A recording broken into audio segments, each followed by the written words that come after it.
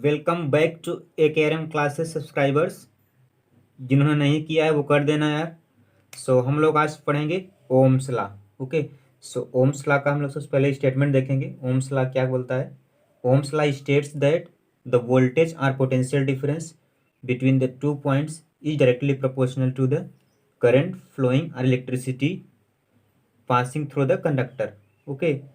Ohms law क्या बोलता है कि जो जो वोल्टेज होता है अथवा जो पोटेंशियल डिफरेंस होता है, ओके, 2 पॉइंट्स के बीच, ओके, वो डायरेक्टली प्रोपोर्शनल होता है करंट के अथवा इलेक्ट्रिसिटी के जो पास हो रही है उस कंडक्टर के through.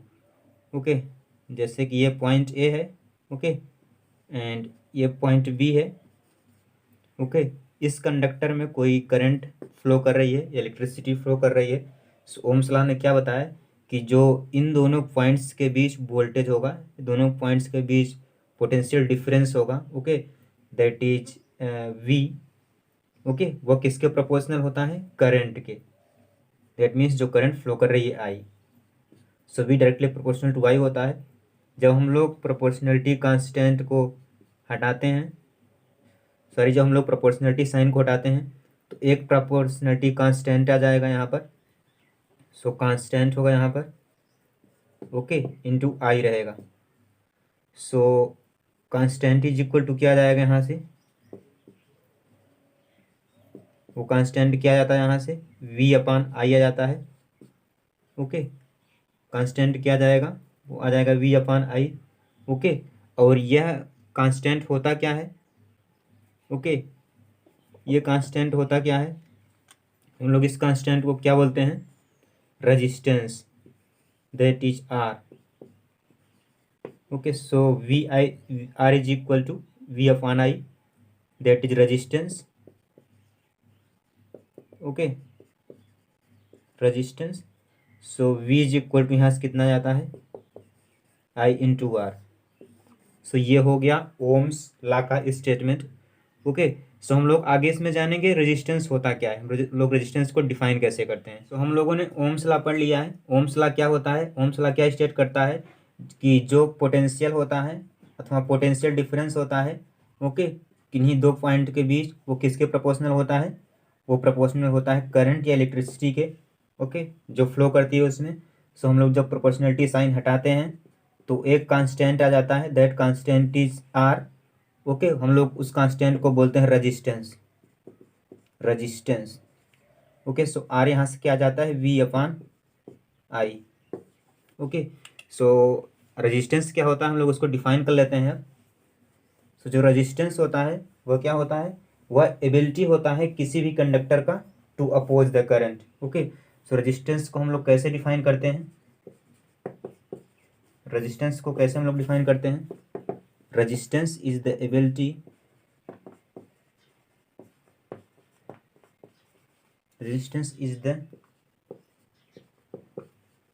ability of the conductor to oppose the current.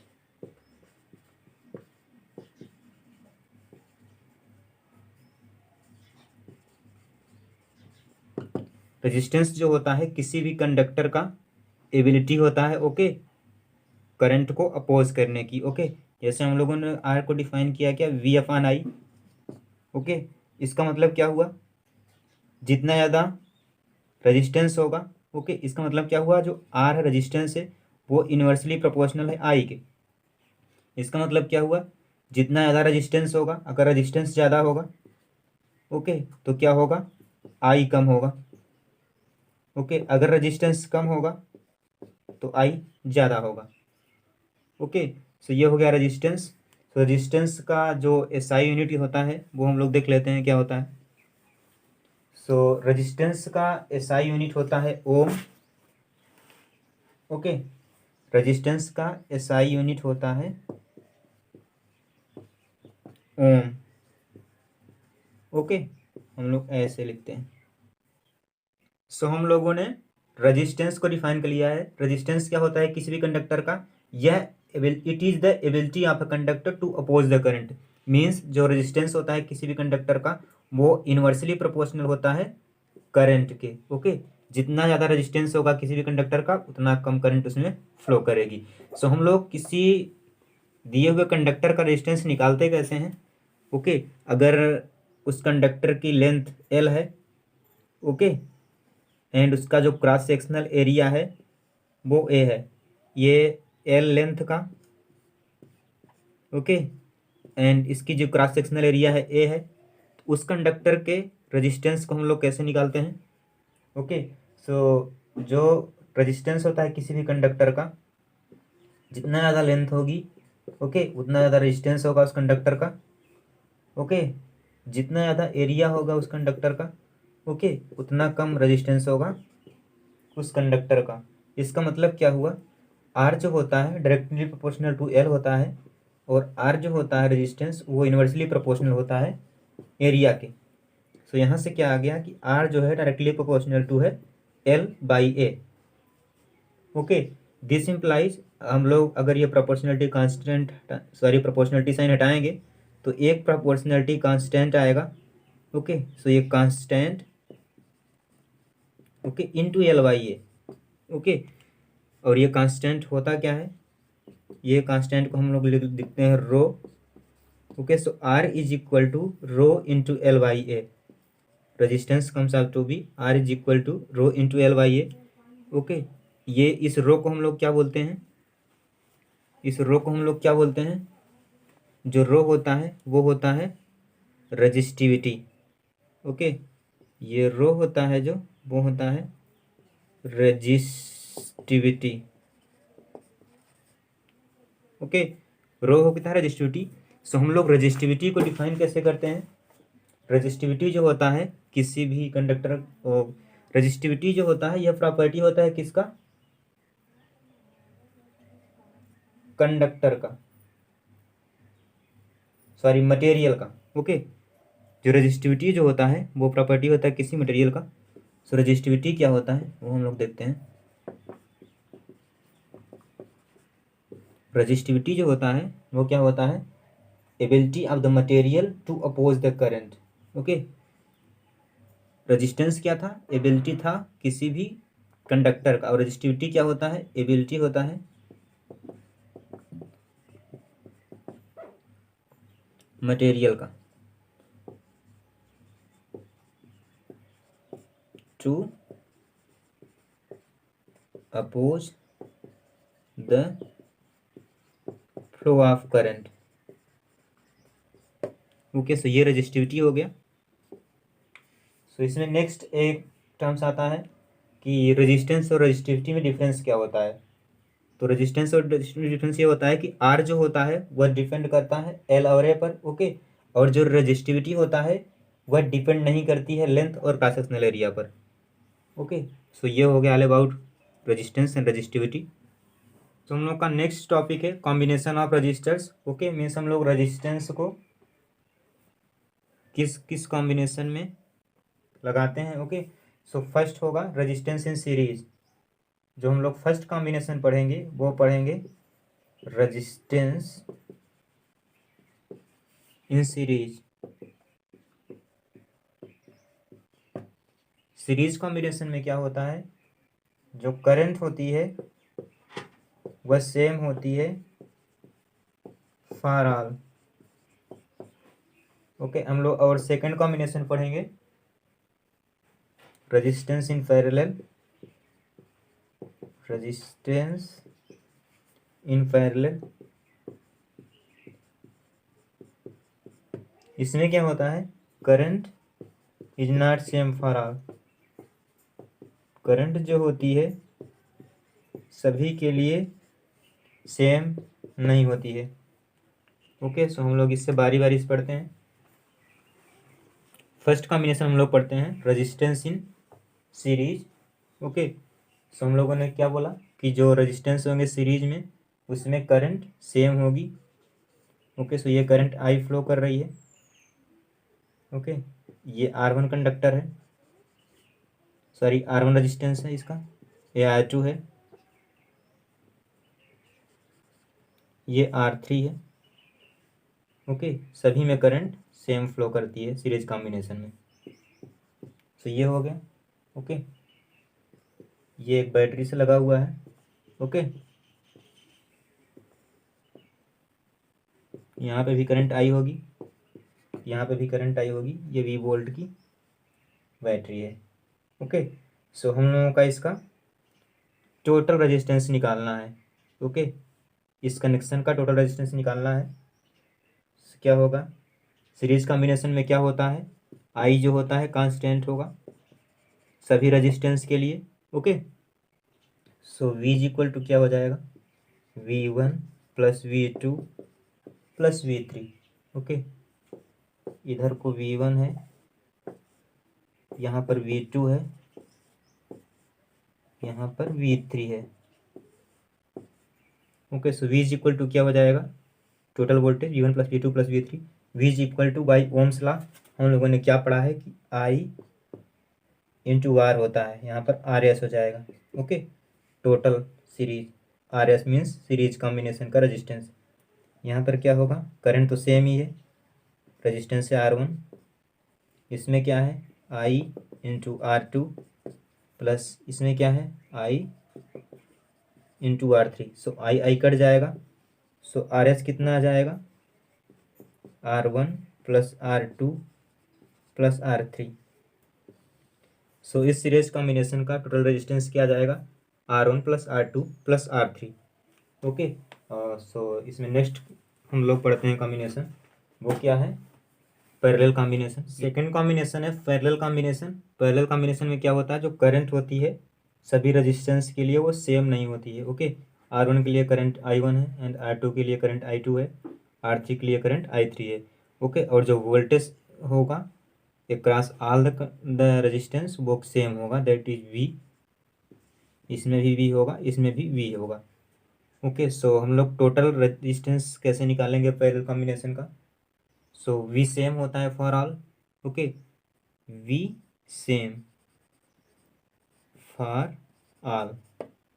Okay, V जो होता है सभी रेजिस्टेंस के लिए सेम होगा, जो करंट होगी सभी रेजिस्टेंस के लिए डिफरेंट होगी।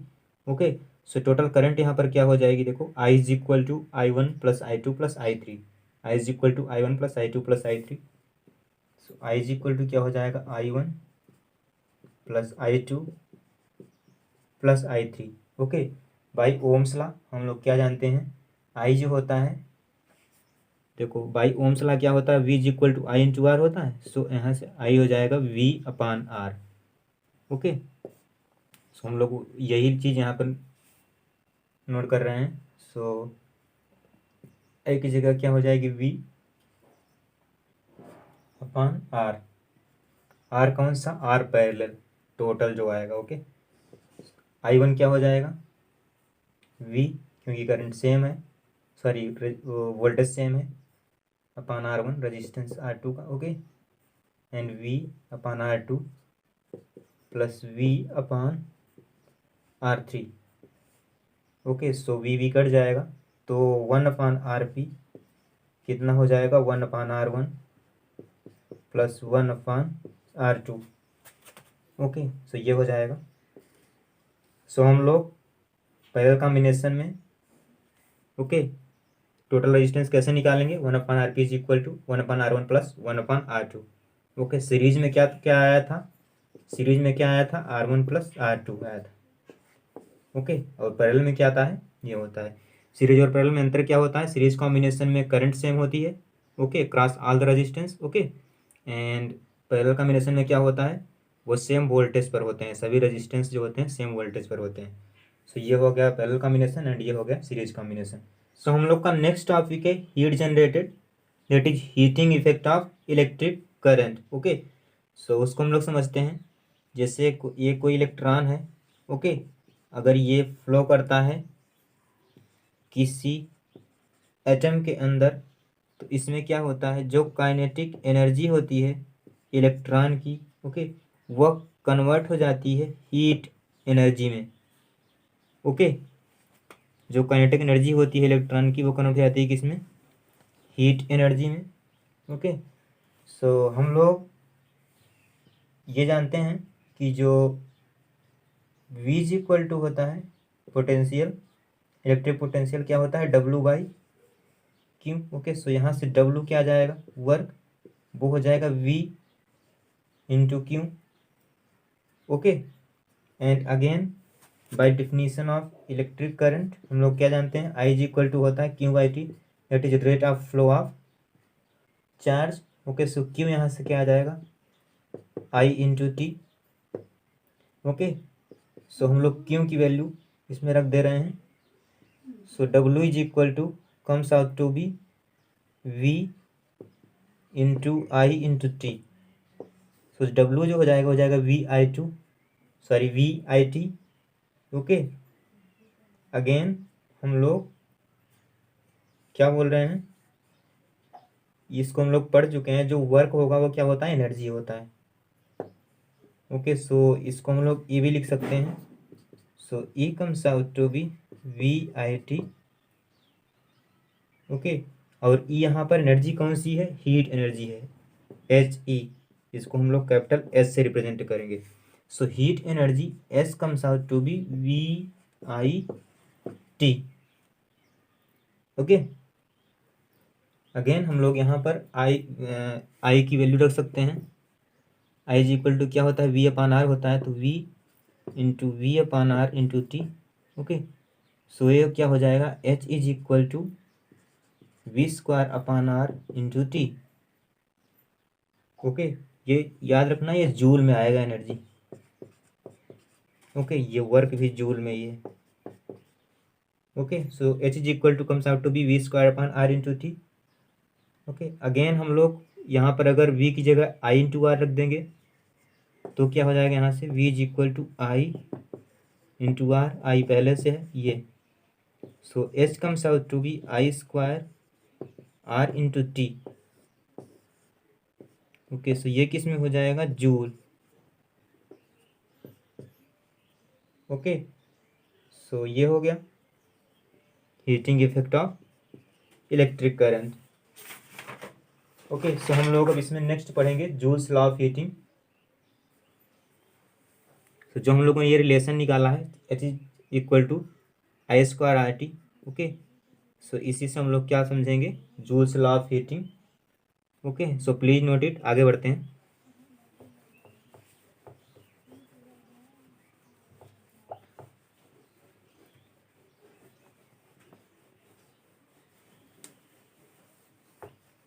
H इज इक्वल टू क्या होता है, हम लोग इसको निकाल चुके हैं, I square R into T. Okay, joule. So हम लोग का नेक्स्ट टॉपिक है Joule's law of heating. Joule's law of heating. So Joule's law of heating क्या होता है, heat generated in the conductor.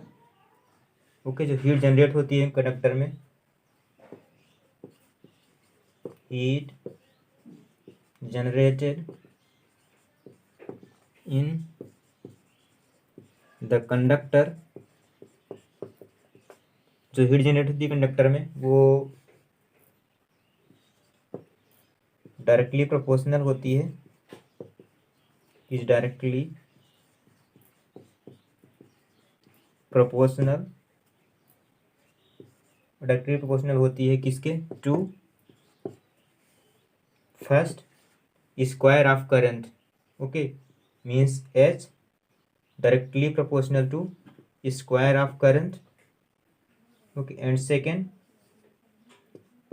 S directly proportional to resistance, that is R।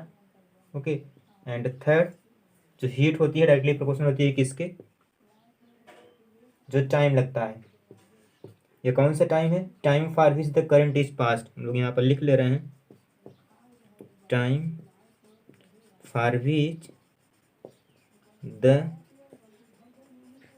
Current is fast. Okay, so ये क्या हो गया, जो ये होता है I square R T. Okay, वही क्या होता है, जूल्स लॉ ऑफ हीटिंग। ये जूल में होता है, इसको याद रखना, ये जूल में आता है। ओके, सो ये हो गया क्या, Joule's law of heating, H is equal to I square R T.